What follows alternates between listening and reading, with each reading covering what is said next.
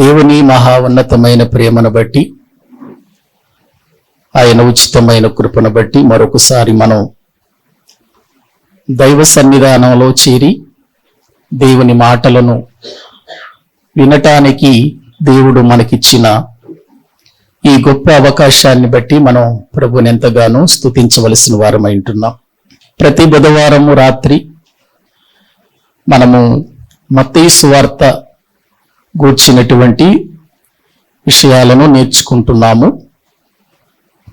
ఈరోజు కూడా మరికొన్ని సంగతులు మనం తెలుసుకుందాం. చిన్న ప్రార్థన చేసుకుని వాక్య భాగంలోనికి వెళదాం.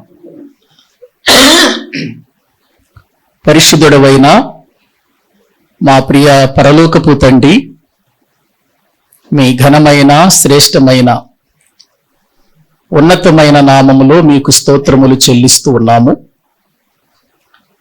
ఈ రాత్రి కాల సమయంలో మరొకసారి మీ సన్నిధిలో చేరి నీ విలువైన మాటలు వినటానికి మేము ఆశ కలిగి ఉన్నాం.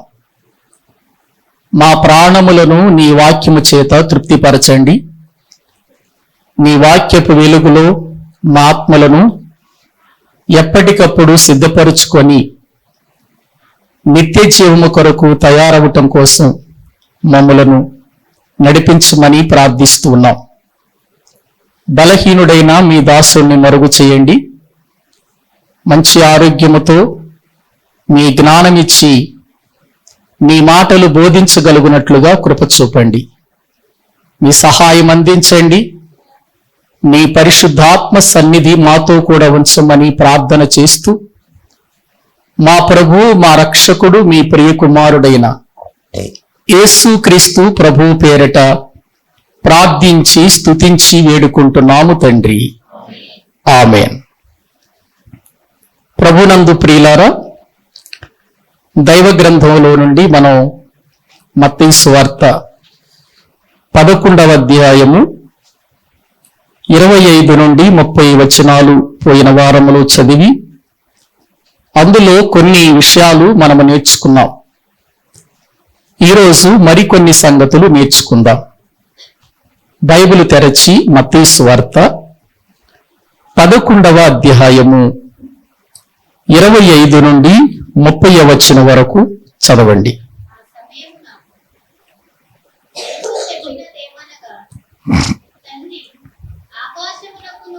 తండ్రి, ఆకాశమునకును భూమికిని ప్రభువా, నీవు జ్ఞానులకును వివేకులకును ఈ సంగతులను మరుగు చేసి పసి బాలురకు బయలుపరిచినావని నిన్ను స్తుతించుచున్నాను. అవును తండ్రి, ఇలాగు చేయుట నీ దృష్టికి అనుకూలమాయను. సమస్తము నా తండ్రి చేత నాకప్పగింపబడి ఉన్నది. తండ్రిగాక ఎవడును కుమారుని ఎరుగడు, కుమారుడు గాకను కుమారుడెవనికి ఆయనను బయలుపరచ ఉద్దేశించునో వాడుగాకను మరి ఎవడును తండ్రిని ఎరుగడు. ప్రయాసపడి భారము మోసుకొనుచున్న సమస్త జనులారా, నా యొద్దకు రండి, నేను మీకు విశ్రాంతి కలుగ చేతును. నేను సాత్వికుడను, దీన మనసు గలవాడను గనుక మీ మీద నా కాడి ఎత్తుకొని నా యొద్ద నేర్చుకొనుడి. అప్పుడు మీ ప్రాణములకు విశ్రాంతి దొరుకును. ఎలయనగా నా కాడి సులువుగాను నా భారము తేలికగాను ఉన్నవి. చాలండి. ప్రియులారా, యేసుక్రీస్తు ప్రభువారు శరీరధారిగా ఈ లోకములో ఉన్నప్పుడు ఆయన 33.5 సంవత్సరాల చరిత్రలో ఎన్నో గొప్ప అద్భుతాలు, ఎన్నో గొప్ప ఆశ్చర్య కార్యాలు, పరలోకపు సంగతులు భూమి మీద తెలియచేసిన ఒక మహనీయుడు అని మనం చెప్పొచ్చు. ఎందుకంటే లోకములో జ్ఞానులు అనబడుతున్న వారున్నారు, లోకపు సంగతులే చెప్పారు. మేధావులు అనబడుతున్న వారున్నారు, స్కాలర్స్గా పేరు పొంది ఎన్నో బిరుదులు పొందినటువంటి మహనీయులుగా పిలువబడుతున్నటువంటి వారు భూమి మీద ఉన్నారు. వారు ఏది చెప్పినా ఈ సృష్టిలోని సంగతులు, ఈ లోకములోని సంగతులే మనకు చెప్పారు తప్ప పరలోకపు సంగతులు ఏ ఒక్కరు మనకు చెప్పలేదు.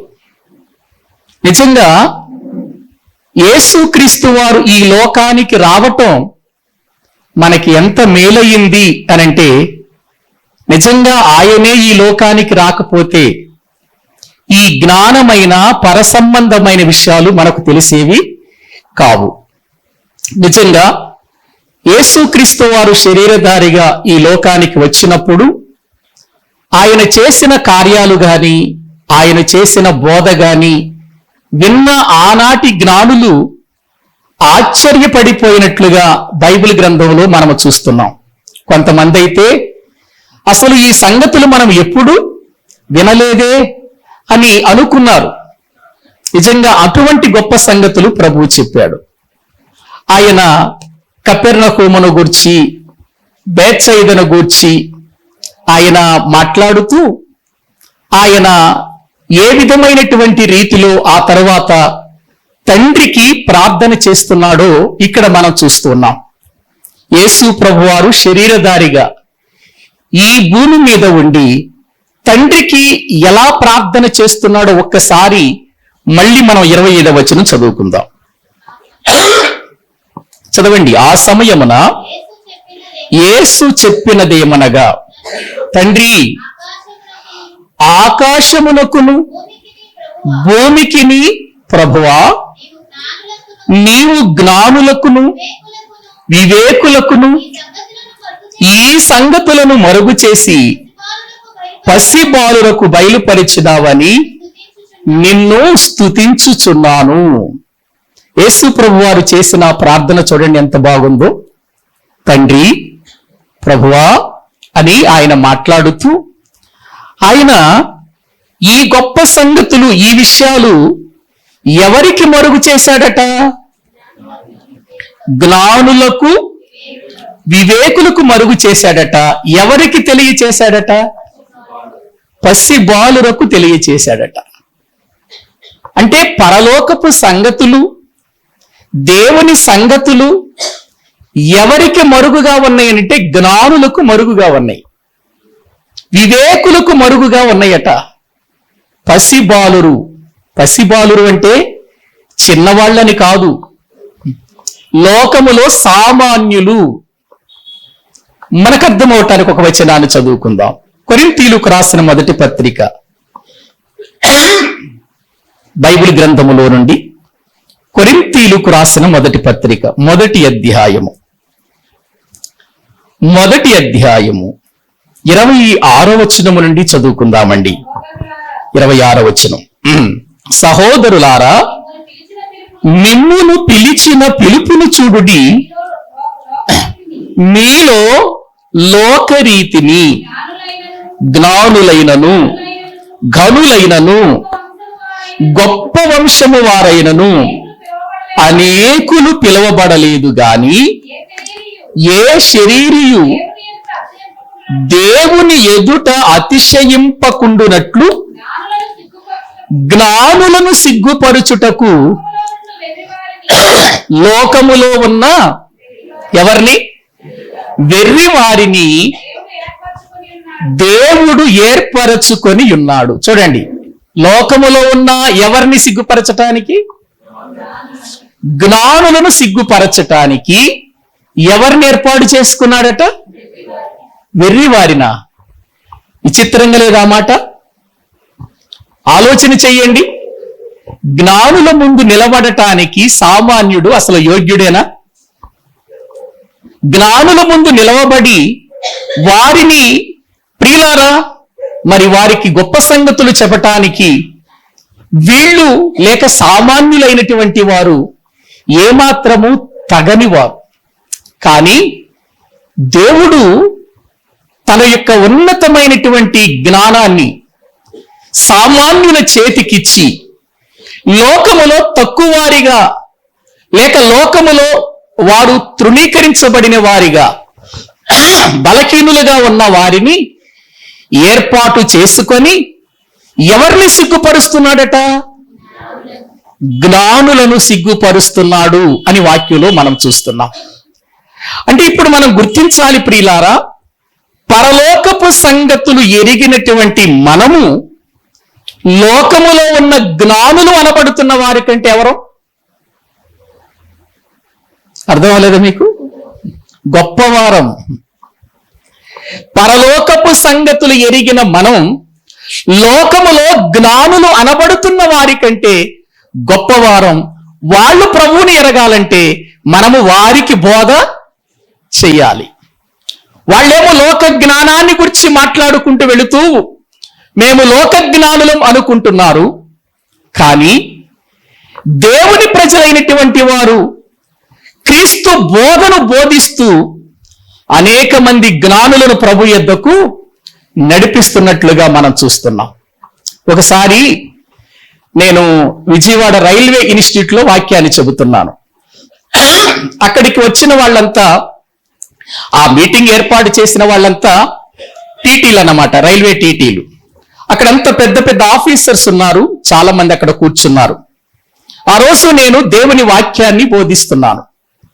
వాక్యం అంతా అయిపోయిన తర్వాత ఒక చాలా పెద్ద ఆయన నా దగ్గరకు వచ్చి ఒక మాట అన్నాడు. ఏమన్నాడు తెలుసా? పాస్టర్ గారు, నా జీవితంలో ఇప్పటి వరకు నేను దేవుని మందిరానికి వెళుతున్నాను, దేవుని మాటలు వింటున్నాను, కానీ నాకు కొన్ని ప్రశ్నలు మిగిలిపోయాయి. బైబిల్ గురించి కొన్ని ప్రశ్నలు మిగిలిపోయాయి. ఈరోజు మీరు చెప్పిన రెఫరెన్సులు, మీరు చెప్పిన వాక్యాన్ని వినగానే నా మనసులో ఉన్న ప్రశ్నలన్నిటికీ జవాబు దొరికిందండి అన్నాడు. ప్రియులారా, ఆయనెవరు? ఉన్నతమైన చదువులు చదువుకొని ఉన్నతమైనటువంటి రీతిలో ఉన్నతమైనటువంటి జాబ్ చేసుకుంటూ లక్షలు సంపాదిస్తున్న ఆయనెక్కడా? ఒక సామాన్యంగా దేవుని వాక్యం చెప్పే నేనెక్కడా? ఆ రోజు నా కళ్ళ వెంట నీళ్ళొచ్చాయి. ప్రభువా, ఎంత గొప్ప దేవుడు అయ్యా నీవు. ఈ రోజున ఒక ఉన్నతమైన అధికారములో ఉన్నటువంటి వ్యక్తి నీ వాక్యములో ఉన్న సంగతులు తెలుసుకున్నాను అని చెప్పటానికి నా ముందుకు తీసుకొచ్చావంటే నేనే పాటి వాడను?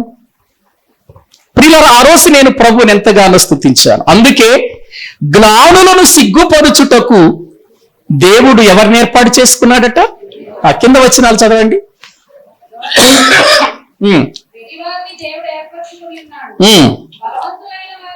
బలవంతులైన వారిని, లోకములో బలహీనులైన వారిని దేవుడు ఏర్పరుచుకొని ఉన్నాడు. ఎన్నికైన వారిని వ్యర్థము చేయుటకు లోకములో నీచులైన వారిని, తృణీకరింపబడిన వారిని, ఎన్నిక లేని వారిని దేవుడు ఏర్పాటు చేసుకుని ఉన్నాడు. చూడండి, ఇక్కడ వాక్యంలో జ్ఞానులు, బలవంతులు, ఎన్నికైన వారు అనే మాటలు కనబడుతున్నాయి. ప్రియులారా, ఎన్నికైన వారు, బలవంతులు, జ్ఞానులు, వీరిని సిగ్గుపరచటానికి ఆయన ఏర్పాటు చేసుకున్నెవరిని?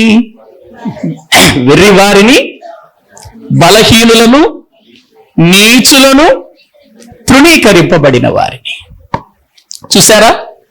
అంటే వాళ్ళకు తెలియనటువంటి పరలోకపు సంగతులు మనము ఎరిగి ఉన్నప్పుడు వాళ్ళకి చెప్పినప్పుడు అది ఆశ్చర్యమే.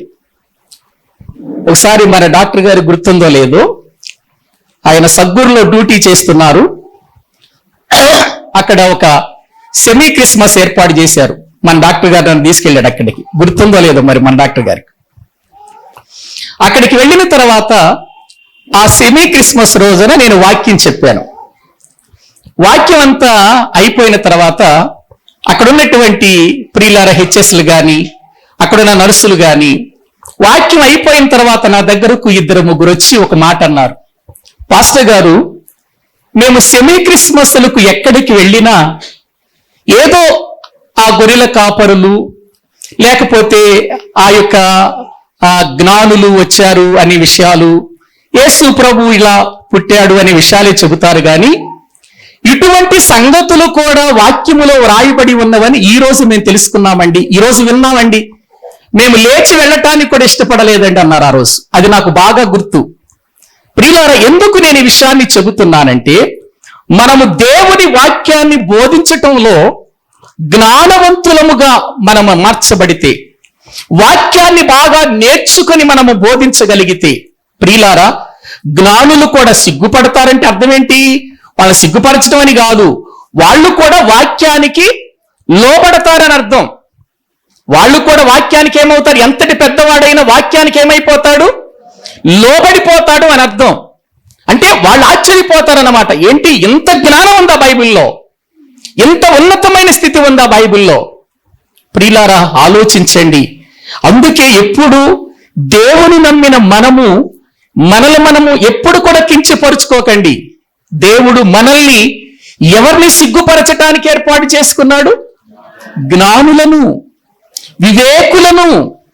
మనమేమో లోకములో చూస్తే పసిపాలురం లాంటి వాళ్ళం. మనం లోక జ్ఞానం మనకంతగా తెలియదు, మనకు లోక నాలెడ్జ్ అంతగా మనం ఎరుగం.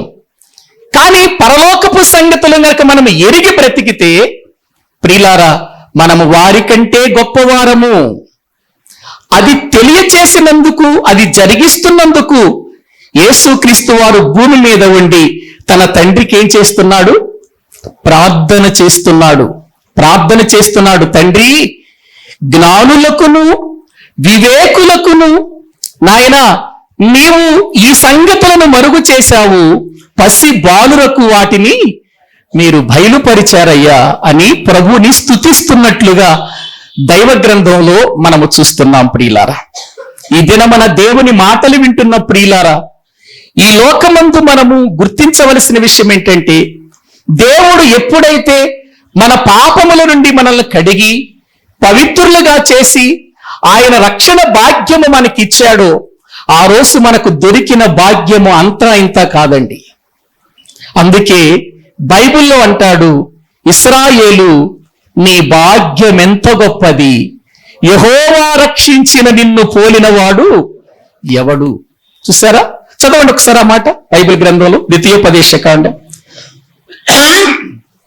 ప్రియులర వాక్య భాగములో నుండి.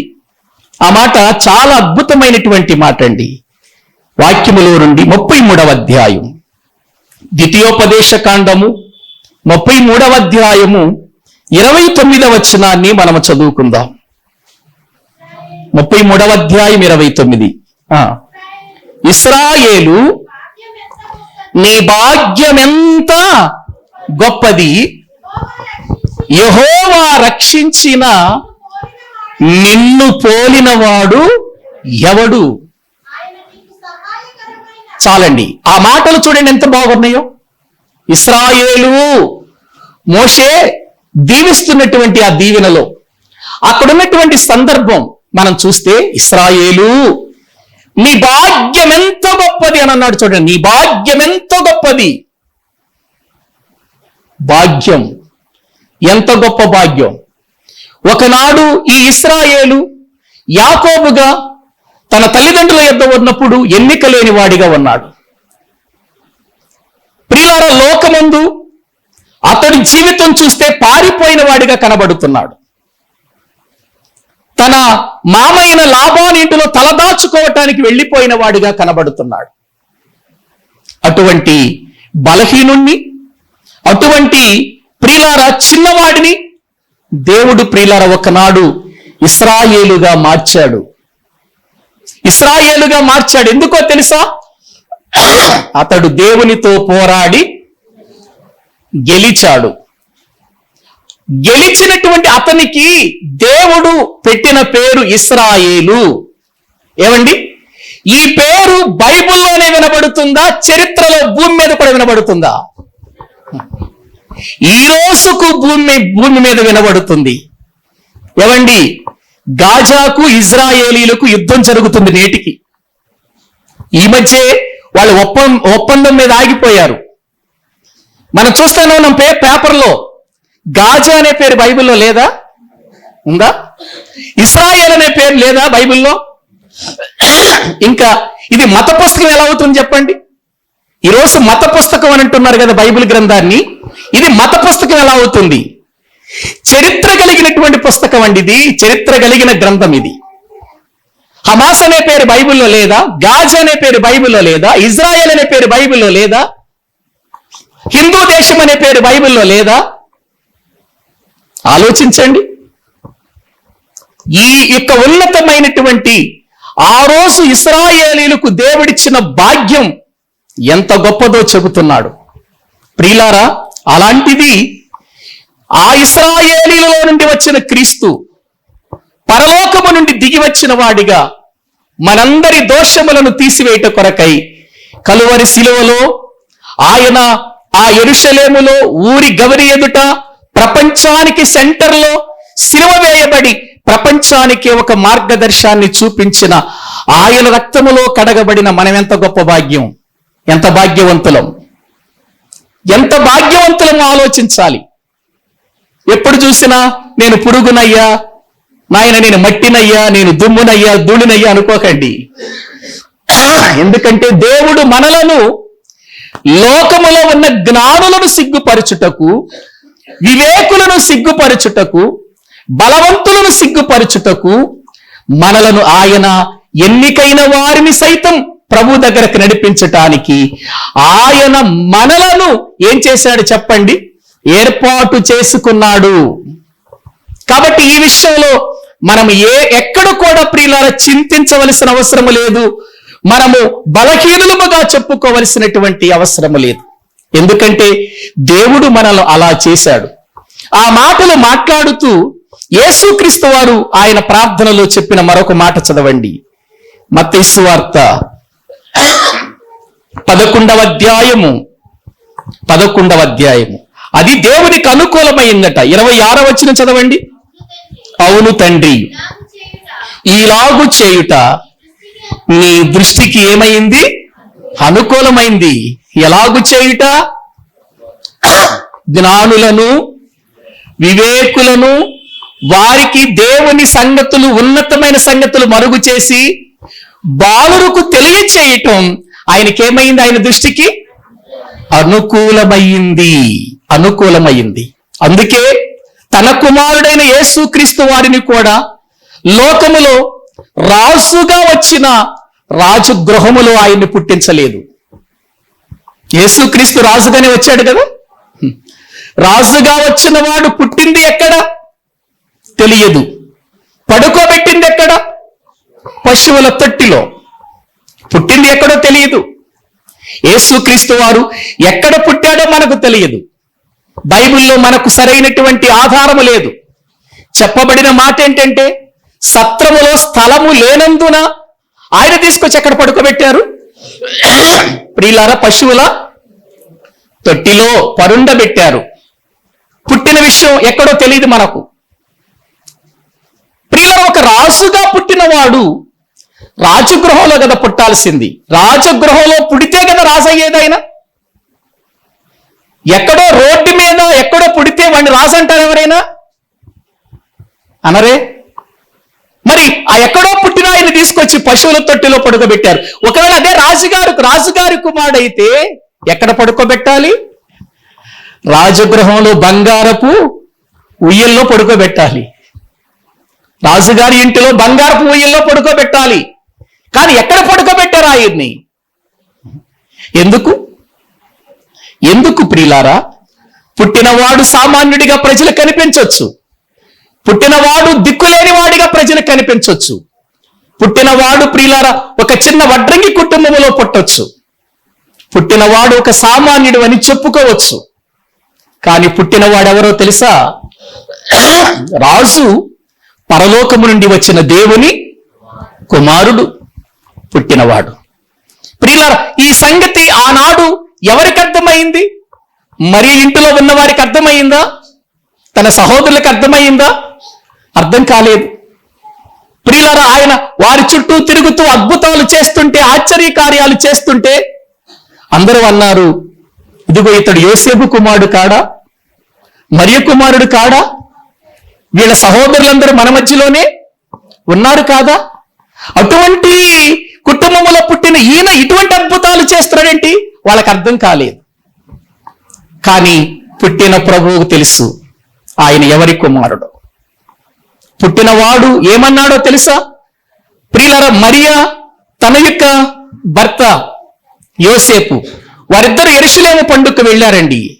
వెళ్ళి తిరిగి వస్తున్న సమయంలో యేసు ప్రభువారు తప్పిపోతాడు. అంటే వాళ్ళకి 3 రోజుల వరకు ఆ విషయం అర్థం కాదు. 3వ దినాన్న చూస్తే తమ వెంట ఎవరుండరు? యేసు ప్రభువారు ఉండరు. వెంటనే ప్రియులారా, వాళ్ళు మరలా వెతుక్కుంటూ తిరిగి వచ్చేసరికి ఎక్కడుంటాడు ఆయన? ఎవరి మధ్యలో? చూడండి, లూకాసు వార్త.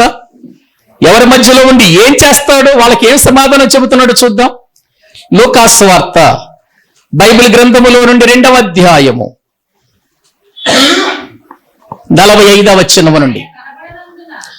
ఆయన కనబడనందున ఆయనను వెదుకుచు యెరూషలేమునకు తిరిగి వచ్చిరి.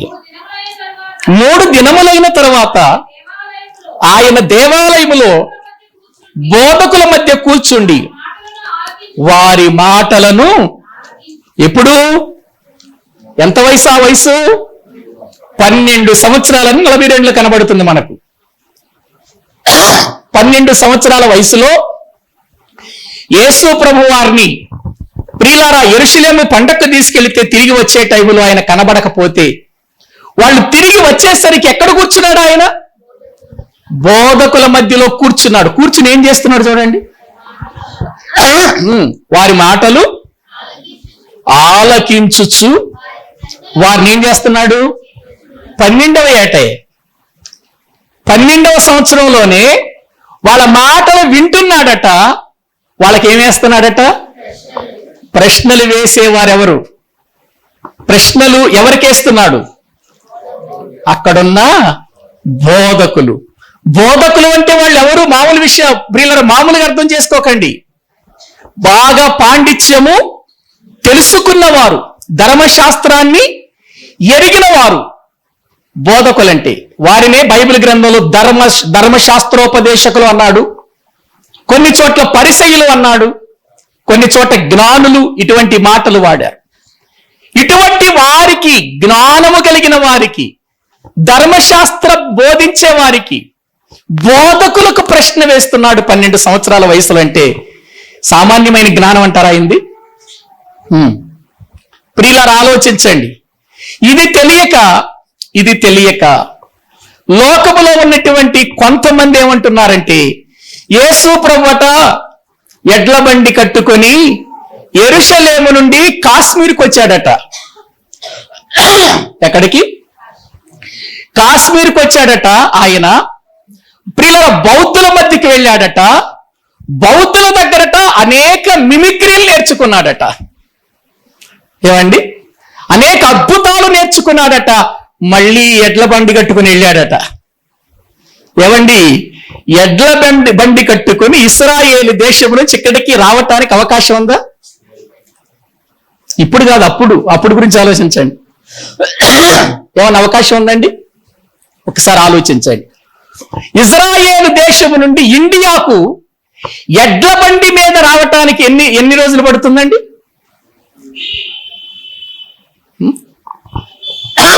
యేసు క్రీస్తుని చిన్నగా చూపించటానికి కథలల్లారండి.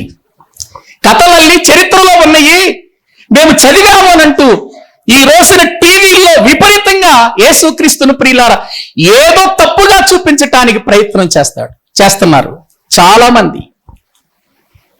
ప్రియులారా, యేసు ప్రభువారు 12 సంవత్సరాల వయసులోనే బోధకులను ప్రశ్నలు అడుగుతుంటే ఏం చేశారో చూడండి. అక్కడ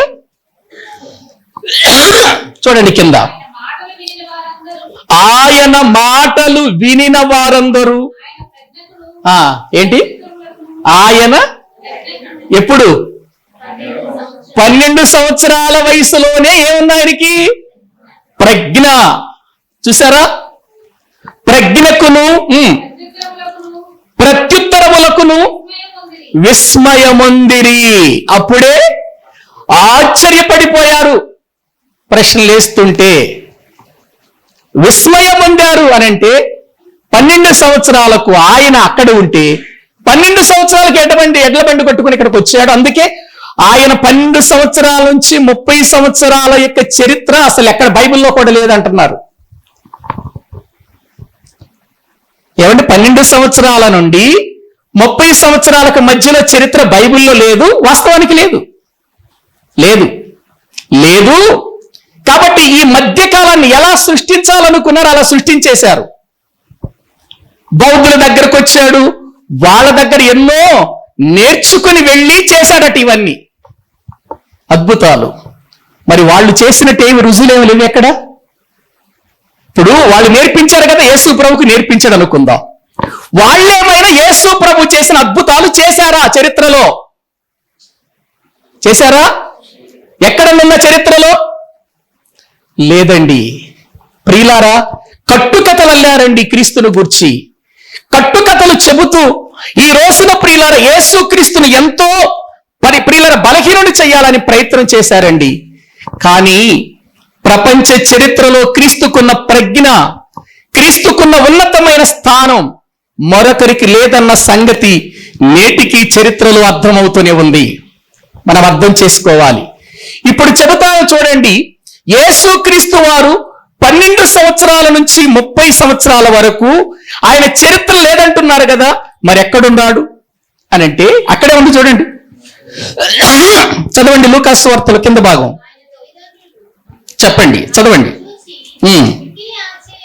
మిక్కిలి ఆశ్చర్యపడిరి ఆయన తల్లి, కుమారుడా మమ్మును ఇలాగు ఎందుకు చేశావు? ఇదిగో నీ తండ్రియు నేనును దుఃఖపడుచు నిన్ను వెదుకుచుంటిమని ఆయనతో చెప్పగా ఆయన, మీరేలా నన్ను వెదకుచున్నారు? నేనెవరి పనుల మీద ఉండాలి? నేను నా తండ్రి పనుల మీద ఉండాలని మీకు తెలియదా? ఏమండి, అప్పుడు యేసేపు బాధపడి ఉంటాడా? ఒకసారి ఆలోచించండి. నేను కదా తండ్రిని. వాస్తవానికి అప్పటి వరకు ఏమనుకున్నారు? యేసు ప్రభుని యోసేపు కుమారుడు అనుకుంటున్నారు. కానీ ఇప్పుడు మరియను యోసేపు వచ్చి నా తండ్రి పనుల మీద ఉండాలని చెప్పినప్పుడు నిజంగా ఇంకెవర్రా తండ్రి ఈయనకి అని వాళ్ళు అనుకున్నారా? వాళ్ళిద్దరికీ తెలుసు ఆయన ఎలా పుట్టాడో, ఆయన ఎలా జన్మించాడో, ఆయన ఎవని కుమారుడో మరియకు తెలుసు, యోసేపుకు తెలుసు. ఆయన పరలోకపు తండ్రి పంపించాడన్న సంగతి వాళ్ళకు తెలుసు. ఎందుకంటే పురుషుని ప్రమేయం లేకుండా కన్య మరి అయినటువంటి ఆమెకు పరిశుద్ధాత్మ వలన గర్భముతో ఆయన భూమి మీదకి వచ్చాడని మరియకు తెలుసు, యోసేపుకు తెలుసు. ప్రజలు విన్నాను అనుకొని వాళ్ళిద్దరికి తెలుసు. అందుకే వాళ్ళు మౌనంగా ఉన్నారు. నేను ఎవరి పనుల మీద ఉండాలి? పరలోకమందున్న నా తండ్రి పనుల నిమిత్తం వచ్చాను ఈ భూమి మీదకు, నేను ఆయన పనుల మీద ఉండాలని మీకు తెలియదా అని చెప్పినప్పుడు గ్రహింపలేదు. అంతటా ఆయన వారితో కూడా బయలుదేరి, ఈ 51వ వచనం బాగా మీరు అండర్లైన్ చేసుకోండి. ఎవరైనా అడిగితే ప్రశ్నకు సమాధానం. 12 సంవత్సరాల నుంచి 30 సంవత్సరాల వరకు ఆయన ఎక్కడున్నాడు అని ఎవరన్నా అడిగితే దానికి సమాధానం ఈ ఒక్క వచనం చాలు. 51వ వచనం. అంతటా ఆయన వారితో కూడా బయలుదేరి నజరేతుకు వచ్చి వారికి లోబడి ఉండెను. ఆయన తల్లి ఈ సంగతులన్నిటినీ తన హృదయములో భద్రము చేసుకొనెను. యేసు జ్ఞానమందును వయసు యందును దేవుని దయయందును మనుషుల దయయందును వర్ధిల్లుచుండెను. ఎక్కడికొచ్చి ఎవరికి లోబడినాడు? 30 సంవత్సరాల వరకు. వారికి ప్రియులారా, భూమి మీద తల్లిదండ్రులుగా పిలువబడుతున్న మరియా యోసేపులకు లోబడి ఎలా ఎదుగుతున్నాడు? జ్ఞానమందును, చూడండి అక్కడ, వయసు యందును దేవుని దయయందును మనుషుల దయయందును వర్ధిల్లుచున్నాడు 30 సంవత్సరాల వరకు.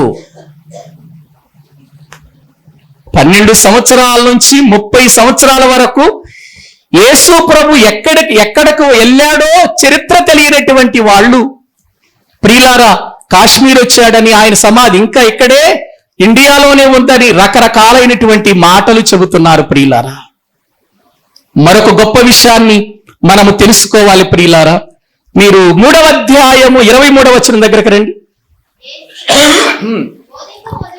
యేసు బోధింప మొదలు పెట్టినప్పుడు దాదాపు 30 ఏండ్ల వాడు కలవాడు. ఆయన యోసేపు కుమారుడని, అంటే 30 సంవత్సరాలు వచ్చేంత వరకు ఎవరి కుమారుడుగా ఆయన ఎంచబడ్డాడు? యోసేపు కుమారుడుగా ఎంచబడ్డాడు. అంటే ఇప్పుడు ఆ యోసేపు కుమారుడుగా ఎంచబడ్డాడంటే యోసేపు దగ్గర ఉంటే ఎంచబడ్డాడా, లేకుండా ఎంచబడ్డాడా? ఉండబట్టాగా. లేకుండా 12 సంవత్సరాలకి కాశ్మీర్ వచ్చేసినట్లయితే ప్రియులారా, యెరూషలేము కనబడకపోతే వెదికిన వాళ్ళు యేసు ప్రభుని వెదికొండ్రా, వెదకరా? కట్టుకథలల్లారు ప్రభువుని గురించి. మహాజ్ఞానం చెప్పాడని, మహా ఉన్నతమైన స్థానంలో ప్రభు యొక్క ప్రియులారా ఉన్నతమైన కార్యాలు భూమి మీద జరుగుతున్నాయని కట్టుకథలల్లారు. ప్రియులారా, ఆ కట్టుకథలలో ప్రభువుని చేర్చి యేసుక్రీస్తుని గురించి తప్పుడు సమాచారాలు ఇస్తున్నారు. ప్రియులారా, యేసు ప్రభు వచ్చింది ఎవరి దగ్గరకు వెళ్ళి నేర్చుకోవలసిన అవసరం లేదు. ఎందుకో తెలుసా? ఆయన పరలోకములోనే పరలోకపు సంగతులు పరలోకపు తండ్రి దగ్గర నేర్చుకుని వచ్చాడు. ఆయన క్రియలే చేశాడు ఈ భూమి మీద, మరొకటి ఆయన చెయ్యలేదండి. ఆయన చెప్పింది చేశాడు. చూడండి ఒక్కసారి యోహాను సువార్త బైబిల్ గ్రంథములో ప్రియులారా మనము చూడగలిగినట్లయితే యోహాను సువార్త వాక్యములో 8వ అధ్యాయము, యోహాను సువార్త 8వ అధ్యాయము 28వ వచనం చదవండి. కావున యేసు మీరు మనుష్య కుమారుని పైకెత్తినప్పుడు నేనే ఆయనననియు నా అంతట నేనే ఏమి చేయక తండ్రి నాకు నేర్పినట్టు ఈ సంగతులు మాటలాడుచున్నాననియు మీరు. ఎవరు నేర్పినట్టు? ఏ తండ్రి? అంటే ఇప్పుడు పరలోకపు తండ్రి నేర్పించాడు ఆయనకి భూమి మీద.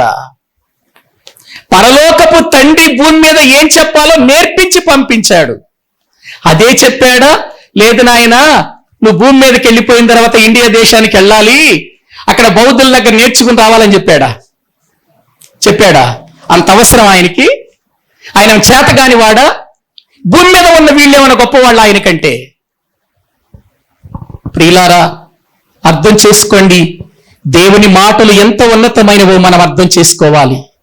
ఆ రోజున యేసు ప్రభు వారు చేసిన ప్రార్థన ఎంత ఉన్నతమైనది, ఎంత శ్రేష్టమైనది ప్రియులారా, మనం అర్థం చేసుకోవాలి. ఆయన చెబుతున్నాడు, నీవు జ్ఞానులకును వివేకులకును ఏ మరుగు చేశావు? జ్ఞానమును బరుగు చేసి ఏం చేశావు? పసి బాలురకు బయలుపరిచినావని నిన్ను స్తుతించుచున్నాను. ఇది నీ దృష్టికి అనుకూలమైందయ్యా. ఇదండి బైబిల్ యొక్క ఉద్దేశం. ఇక ఆ తర్వాత యేసు ప్రభు వారు ఇంకొక మాట అంటున్నాడు చూడండి. బైబిల్ గ్రంథములో మత్తయి సువార్త 11వ అధ్యాయము 26వ వచనం. అవును తండ్రి, ఇలాగు చేయుట నీ దృష్టికి అనుకూలమయమాయను, సమస్తమును నా తండ్రి చేత. ఏమండి? నా తండ్రి చేత సమస్తము నాకు అప్పగింపబడి ఉన్నవి. అంటే ఇప్పుడు యేసు ప్రభు చేసే కార్యాలు గాని, యేసు ప్రభు వారు చెప్పే మాటలు గాని ఎవరు అనుగ్రహించారు? తండ్రి. తండ్రి నాకు అనుగ్రహించాడు, సమస్తాన్ని నాకు అప్పగించేశాడు. చూసారా ఆయన మాట్లాడుతున్న మాట? తండ్రి నాకు సమస్తాన్ని అప్పగించాడు. చదవండి.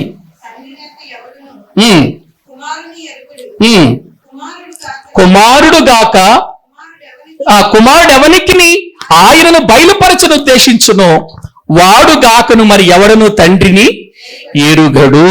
చూసారా, ఇక్కడ ఏమని వ్రాయబడిందంటే, నేను నా తండ్రి అప్పగించిన పనిని తీసుకొని భూమి మీదకి వచ్చాను. ఆయన నాకు అన్ని ఏం చేశాడు? అప్పగించేశాడు. అద్భుతాలు చేయటం ఎవరు అప్పగించిన పని? తండ్రి అప్పగించాడు. ప్రియులారా, సువార్త చెప్పే పని ఎవరు అప్పగించారు? యేసు ప్రభుకి తండ్రి అప్పగించాడు. చనిపోయిన వారిని తిరిగి లేపటం పని ఎవరు అప్పగించారు? పరలోకపు తండ్రి అప్పగించారు.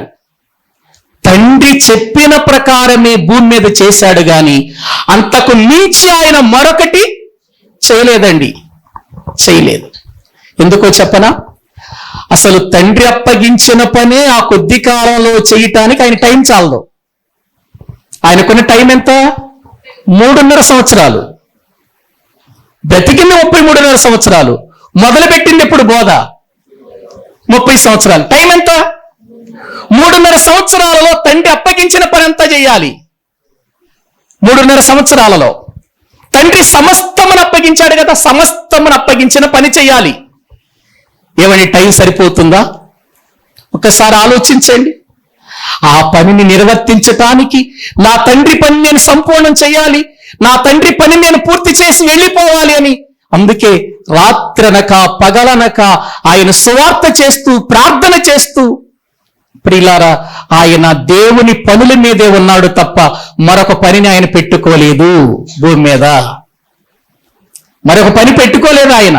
కొన్ని సందర్భాలు ఇది నా పని కాదని కూడా చెప్పేశాడు కొన్ని సందర్భాలు యేసు ప్రభు వారు.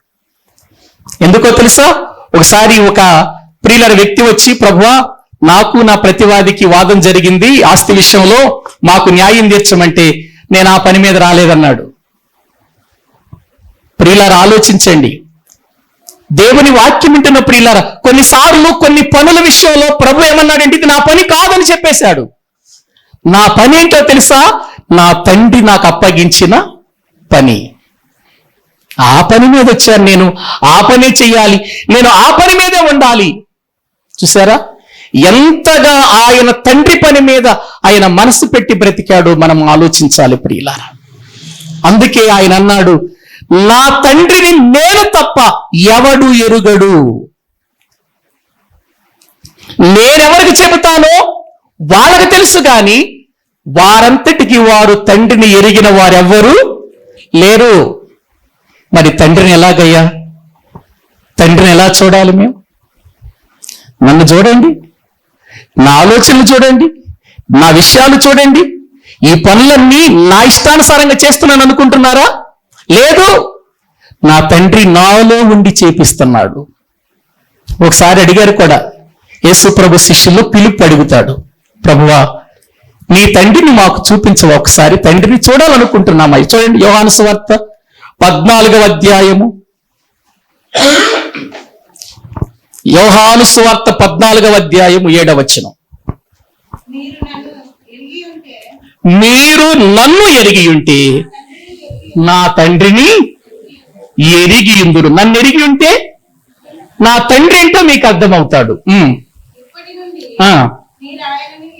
మీరాయనను ఎరుగుదురు, ఆయనను చూచి ఉన్నారని చెప్పాను.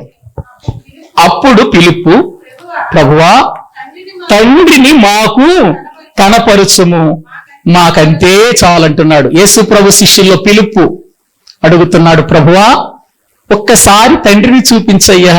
తండ్రి తండ్రి తండ్రి, నీ నోటి నుండి వచ్చే మాటలన్నిటిలో కూడా తండ్రి అనే మాటలు వినబడుతున్నాయి.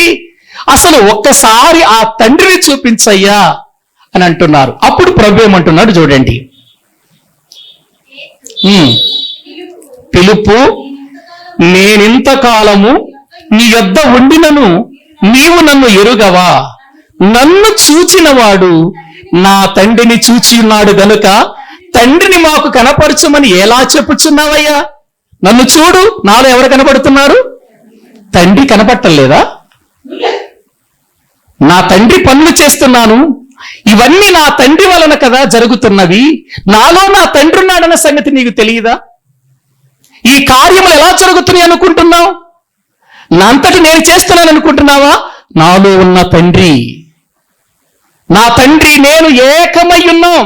చూడండి కింద అంటాడు, తండ్రి యందు నేనును నా యందు తండ్రియు ఉన్నామని నీవు నమ్ముట లేదా? నేను మీతో చెప్పుచున్న మాటలు నా అంతట నేనే చెప్పుటలేదు, నా తండ్రి నా యందు నివసించుచు తన క్రియలు చేయుచున్నాడు. చూడండి, తండ్రి ఎవరిలో నివసిస్తున్నాడట? ఇప్పుడు నేను మిమ్మల్ని ఒక ప్రశ్న అడుగుతాను. ఇక్కడ కొంతమంది నేను తండ్రి ఏకమై ఉన్నాం కాబట్టి ఒక్కడే ఏకము అని అంటున్నారు. తండ్రి నేను అన్నాడు అక్కడ. చూడండి, నేను తండ్రి ఒక్కటే అన్నాడా? నేను తండ్రి ఏకమై ఉన్నాం అన్నాడా?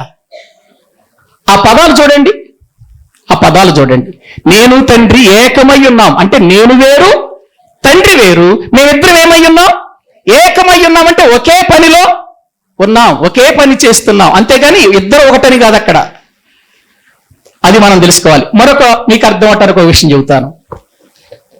ఆదాము ప్రక్కటెముకలో నుంచి అవ్వను తీశాడు. అవ్వను తీసుకొచ్చి ఆదాము దగ్గర పెట్టాడు. ఆదాము ఒక చక్కని సంగీత ప్రియులారా ఒక మంచి పాట పాడాడు. అప్పుడు ప్రభు ఒక మాట అన్నాడు, పురుషుడు తన తల్లిని తన తండ్రిని విడిచి భార్యను హత్తుకొనును, వారిద్దరూ ఏక శరీరమా? చెప్పండి, వాళ్ళిద్దరు ఏక శరీరమా? ప్రియులారా, మనం మామూలుగా చూస్తే వాళ్ళిద్దరూ సపరేటే.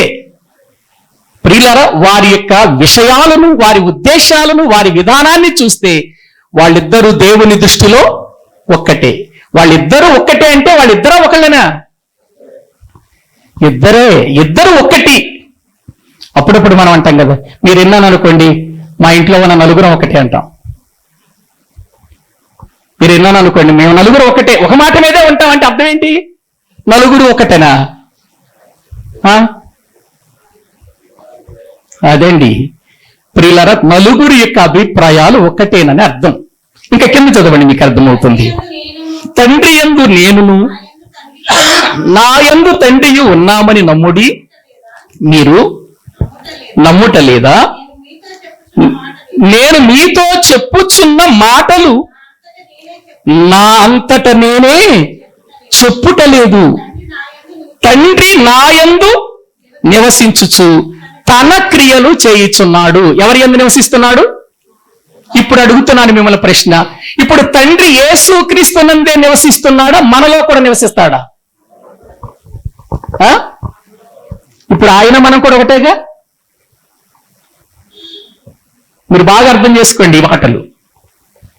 యేసు ప్రభువుని నమ్మిన తర్వాత మనలో పరిశుద్ధాత్ముడు ఉన్నాడు, మనలో యేసుక్రీస్తు ఉంటాడు, మనలో తండ్రి కూడా ఉంటాడు. నిజంగా మనం ఎంత ధన్యులో తెలుసా? అందుకే ఈ లోకానికి ప్రియులారా మనల్ని జ్ఞానులుగా చేసింది దేవుడు. అందుకే ఈ లోకాన్ని సిగ్గుపరచటానికి బలవంతులుగా చేసింది. అందుకే యోహాను పత్రికలు ఏమంటాడు? 1వ అధ్యాయం 3వ వచనంలో, మన సహవాసం అయితే తండ్రి అయిన దేవునితోనూ ఆయన కుమారుడైన యేసుక్రీస్తుతో కూడా ఉన్నది అన్నాడు. అంటే ఆయన కుమారుడున్నాడు మనతో, ఆయన తండ్రి ఉన్నాడు. మన తండ్రి ఆయన యేసుక్రీస్తు తండ్రి, మనకుడేమై ఉన్నాడు? తండ్రి. అంత మాత్రమే కాదు, ఎవడైతే నా మాటలు వింటాడో, ఎవడైతే నా ఆజ్ఞలను గైకొంటాడో నేను వాని యొద్ద నివాసము చేతును, నా తండ్రి కూడా వాని యొద్ద నివాసము చేస్తాడు అని వాక్యంలో మనము చూస్తాం. కాబట్టి ఇక్కడ ఏకము అనగానే ఇద్దరు ఒకటని కాదు, ఒకే స్వభావము కలిగినటువంటి వారిద్దరు. ప్రియులారా, అది మనం తెలుసుకోవాలి. అందుకే మళ్ళీ కింద అంటాడు చూడండి, తండ్రి యందు నేనును నా యందు తండ్రియు ఉన్నామని నమ్ముడి, లేదా ఈ క్రియల నిమిత్తమైనను నన్ను నమ్ముడి. మళ్ళీ ఏమంటున్నాడు? నేను తండ్రి యొద్దకు. ఇదేంటి? ఇద్దరు ఒకటైనప్పుడు మళ్ళీ తండ్రి దగ్గరికి వెళ్ళటం ఏంటి? ప్రియులారా, అందుకే బైబిల్లో కొన్నిసార్లు మనం గ్రామర్ అర్థం కావాలి, తెలుగు గ్రామర్ కూడా అర్థం కావాలి మనకు. లేకపోతే చాలా ఇబ్బంది పడిపోతాం మనం. దేవుని వాక్యములో ఉన్న విషయాలు జ్ఞాపకం చేసుకోండి. మళ్ళీ ఏమంటున్నాడు ఆయన? మేము కలిసే ఉన్నామయ్యా, నన్ను చూసిన వాడు తండ్రిని చూచినట్టే అన్నవాడు మళ్ళీ ఏమంటాడు, నేను నా తండ్రి యొద్దకు వెళ్ళుచున్నాను. అంటే ఆ తండ్రి అక్కడ లేడు. ఎక్కడున్నాడు ఆయన? ఎక్కడో ఉన్నాడు. కానీ ఆయనలో నివాసము చేస్తున్నాడు. అదే చెబుతాడు ఇక్కడ వాక్య భాగములో. నన్ను చూచినవాడు ఎవరిని చూచినట్టు?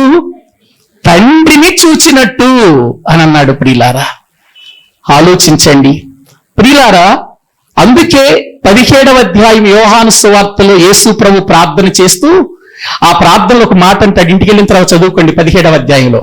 తండ్రి, నీవును నేనును ఏకమై ఉన్నలాగున వీరును ఏకమయుండునట్లుగా చేయుము అని ప్రార్థన చేస్తాడు. ప్రియులారా, కాబట్టి యేసుక్రీస్తులో నివసించుచున్న తండ్రి మనలో కూడా నివాసం చేస్తున్నాడు. ఆయన నివాసం చేస్తున్నాడు కాబట్టి మనం ప్రార్థన చేస్తున్నాం కాబట్టి ఆయన వింటున్నాడు. రక్షణ పొందని వాడు చేస్తే వింటాడేంటి? ఆయన వినడు. మనలో ఉన్నాడు గనుక, మనతో ఉన్నాడు గనుక, మనతో సహవాసము చేస్తున్నాడు గనుక, మనము ఆయన పిల్లలము గనుక ఆయన మన మాట వింటున్నాడు. ఆయన అందుకే ప్రియులారా ఇక్కడ నేను తండ్రిని కనపరచటానికి వచ్చాను ఈ లోకానికి. ఒకసారి మీరు యోహాను సువార్తలోనికి రండి. యోహాను సువార్త 1వ అధ్యాయం. యోహాను సువార్త 1వ అధ్యాయము ప్రియులారా 18వ వచనం చదవండి. ఎవడును ఎప్పుడైనను ఎవరిని చూడాల? మరి మేము దేవుణ్ణి చూసామంటారండి చాలా మంది మేము దేవుణ్ణి చూసామండి అని అంటారు. బోధకుల్లో చాలా మంది ప్రియులారా నేను చూశాను, విశ్వాసులలో చూశాను, దేవుని నేను చూశాను అని అంటున్నారు. బైబిల్ ఏం చెబుతుంది? ఎవడును ఎప్పుడైనను దేవుని చూడలేదు. మరి దేవుడు ఎలా తెలుస్తాడయ్యా మనకు? కింద చదవండి. తండ్రి రొమ్ముననున్న అద్వితీయ కుమారుడే ఆయనను. ఎంత స్పష్టంగా రాశాడండి వాక్యం. తండ్రి రొమ్మున ఆనుకున్న వాడే ఈ భూమి మీదకు శరీరధారిగా వచ్చి ఎవరిని బయలుపరిచాడు? తండ్రిని బయలుపరిచాడు. 6వ అధ్యాయం చూడండి ఒకసారి. బైబిల్ గ్రంథంలో ప్రియులారా మనము చూడగలిగితే 6వ అధ్యాయము 57వ వచనం యోహాను సువార్తలోనే 6వ అధ్యాయము 57వ వచనం. జీవము గల తండ్రి నన్ను ఎవరు పంపారట? యేసుక్రీస్తుని ఎవరు పంపారట? జీవము గల తండ్రి నన్ను పంపాను కనుక నేను తండ్రి మూలముగా జీవించుచున్నట్టే నన్ను తినువాడును నా మూలముగా జీవించును. ప్రభు శరీరం, ప్రభు రక్తం మనం తీసుకుంటున్నామే, అది తీసుకోవటం వలన యథార్థముగా వాక్యానుసారముగా మనం తీసుకొనటం వలన ఏం జరుగుతుంది అక్కడ? మళ్ళీ చదవండి ఆ వచనం. మళ్ళీ జీవము గల తండ్రి నన్ను పంపెను కనుక నేను తండ్రి మూలముగా జీవించుచున్నట్టే నన్ను తినువాడును. అంటే మనము తండ్రి మూలములోనికి వెళ్ళాలంటే మనము క్రీస్తు శరీరాన్ని ఏం చేయాలి? తిని ఆయన రక్తాన్ని త్రాగాలి. అప్పుడు మనము కూడా జీవిస్తాం అని అంటున్నాడు. చూడండి, మనము కూడా జీవిస్తాం. ప్రియులారా, దేవుని వాక్యము వింటున్న మనం ఆలోచించాలి. యేసు క్రీస్తును చూచినప్పుడు ఆయన ముక్కు ముఖం కాదు మనకు కావలసింది. ఆయన ముక్కు ముఖం కాదండి మనకు కావలసింది. యేసు ప్రభు యొక్క ముక్కు ముఖం ఎలా ఉంటుందో ఎవరికి తెలియదు. అదేంటండి, మా ఇంట్లో ఫోటోలో ఉన్నాడు అంటారా? మా ఇంట్లో ఫోటోలో ఉన్నాడుగా అని అంటే ఆయన యేసు ప్రభు అనుకుంటున్నారా మీరు? ఊహా చిత్రం అంతే, ఊహా చిత్రం. ప్రియులారా, యేసుక్రీస్తు ఇలా ఉంటాడన్న సంగతి మనకు తెలియదు. ఆనాడు శిష్యులకు తెలిసేమో, ఆయన ప్రక్కనున్న వాళ్ళకు తెలిసేమో, మనకు తెలియదు. ఊహా చిత్రాలు మాత్రమే, మన ఇంటిలో ఉన్నవన్నీ ఊహా చిత్రాలు మాత్రమే.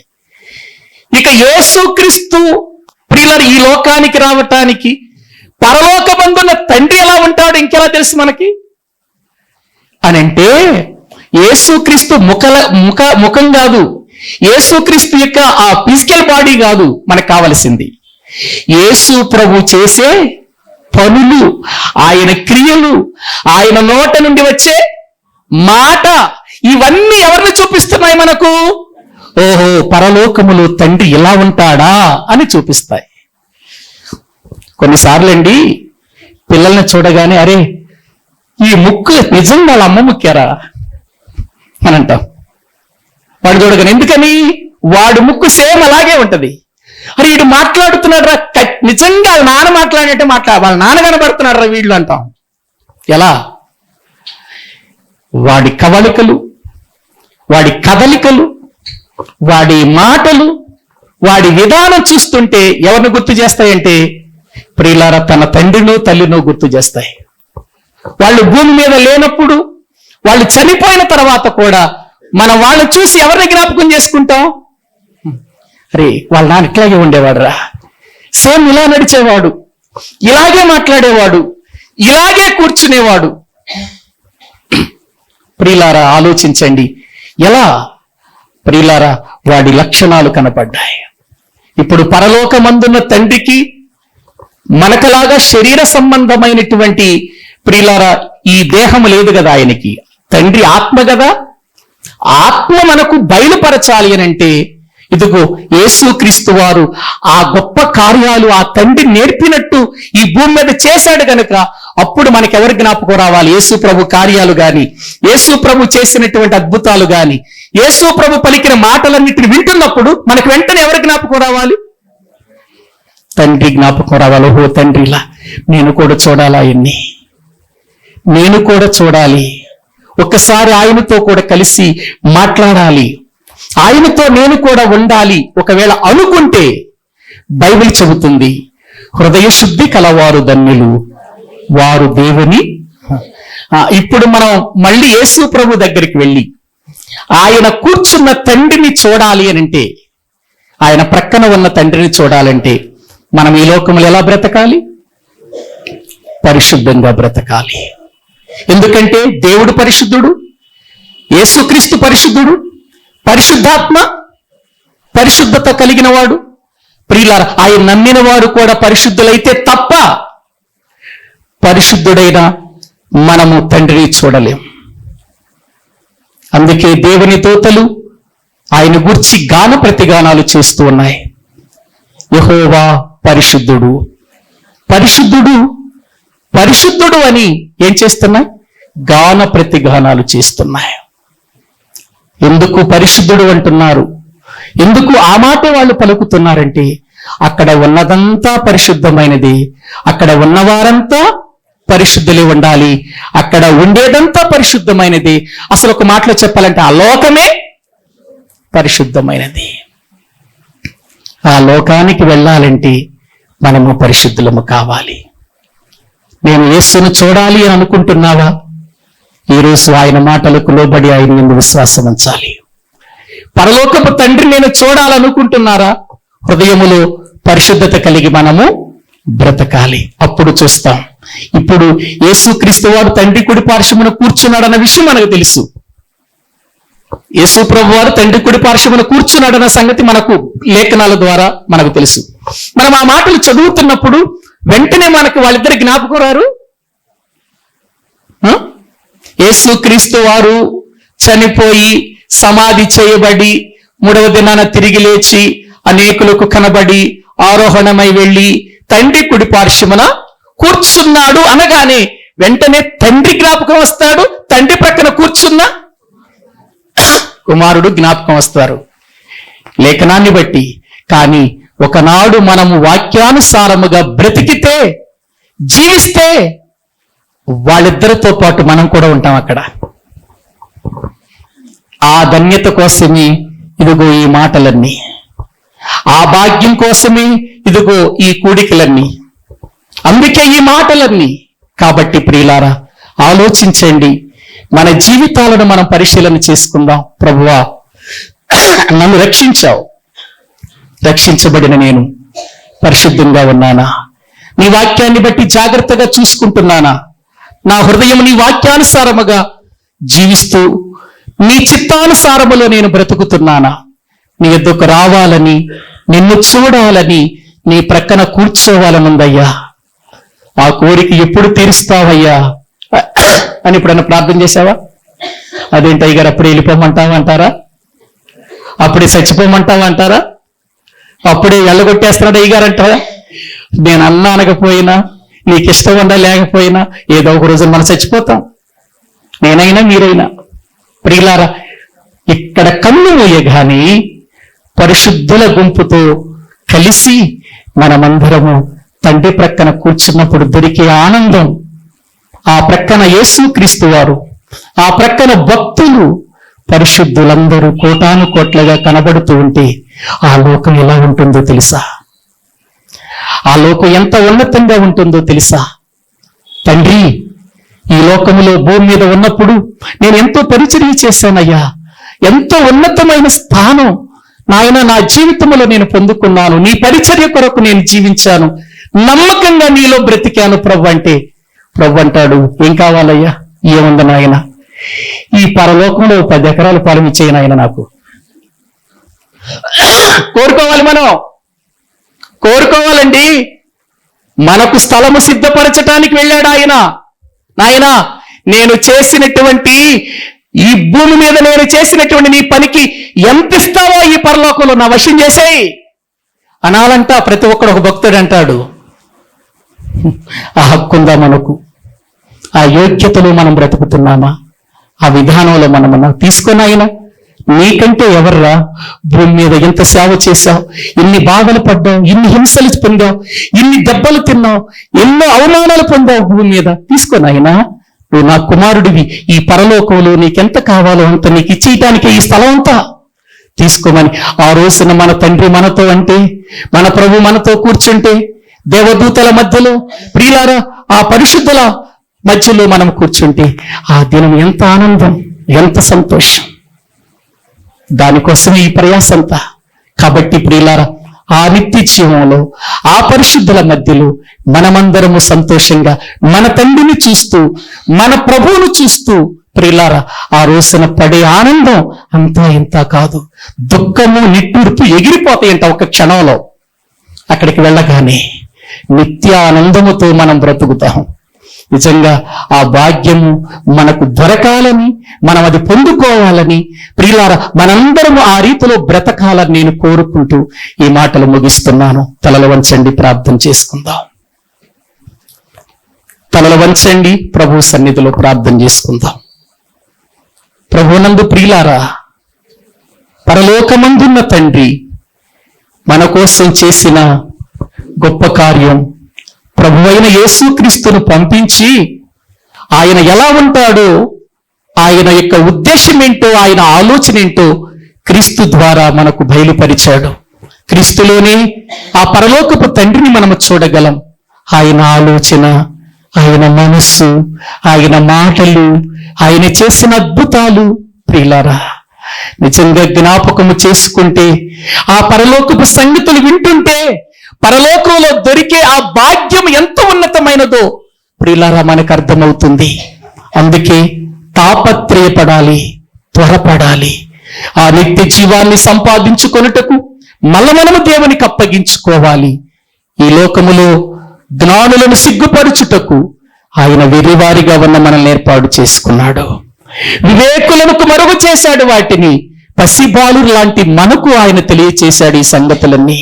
మనము గొప్పవారమండి, దేవుని వాక్యాన్ని చేత పట్టుకున్న జ్ఞానులమండి. మనం ఈ లోకములో ఎవరినైనా ప్రభు యొద్దకు నడిపించగలిగిన స్తోమత మనకిచ్చాడండి. ఆయన అధికారం మనకిచ్చాడండి. మనం ఎంత గొప్ప యోగ్యులం అర్థం చేసుకోండి ప్రియులారా.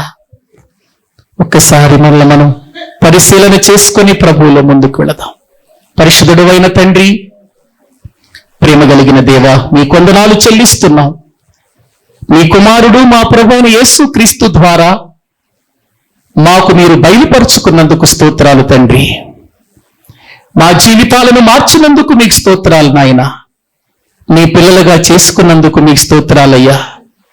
మీ పరిశుద్ధాత్మను మాలో ఉంచి మాలో నీవు నివాసం చేస్తున్నందుకు స్తోత్రాలు నాయన. క్రీస్తుతో కూడా తండ్రితో కూడా మా సహవాసం ఉంచినందుకు మీకు వందనాలు నాయన. మాలో ఉన్నవాడు గొప్పవాడని మేమెప్పటికీ మరిచిపోకుండా మా తండ్రి నివసించే స్థానానికి మేము వెళ్ళాలని ఆలోచిస్తూ మా బ్రతుకులను క్రీస్తునందు పటిష్టపరుచుకొని ఎక్కడ కూడా లేఖనాలలో అపనమ్మకం మాకు రాకుండా, ఎక్కడ కూడా మా జీవితాలు దిగజారిపోకుండా క్రీస్తునందు స్థిరులుగా కదలని వారిగా మమ్మలను చేయండి, బలపరచండి. కూడి వచ్చిన ప్రతి బిడ్డను బట్టి మీకు వందనాలు తండ్రి. ఇక్కడ కూర్చున్న ప్రతి బిడ్డను బట్టి మీకు స్తోత్రాలు. లైవ్ ద్వారా వింటున్న ప్రతి బిడ్డను బట్టి మీకు స్తోత్రాలు. ప్రతి ఒక్కరి హృదయాన్ని మీ వైపుకు ఆకర్షించి బలపరిచి దీవించి నిత్య జీవములో నీ యొద్దకు చేరుకొనులాగున మేము సిద్ధపడినట్లు మీ గొప్ప కార్యాలు మా జీవితాలలో జరిగించమని, మీ ఆత్మచేత మమ్మలను సిద్ధపరచమని మీ చేతులకు మమ్మల్ని మేము అప్పగించుకుంటూ యేసు క్రీస్తు ప్రభు పేరట ప్రార్థించి స్తుతించి వేడుకుంటున్నాము తండ్రి. ఆమేన్.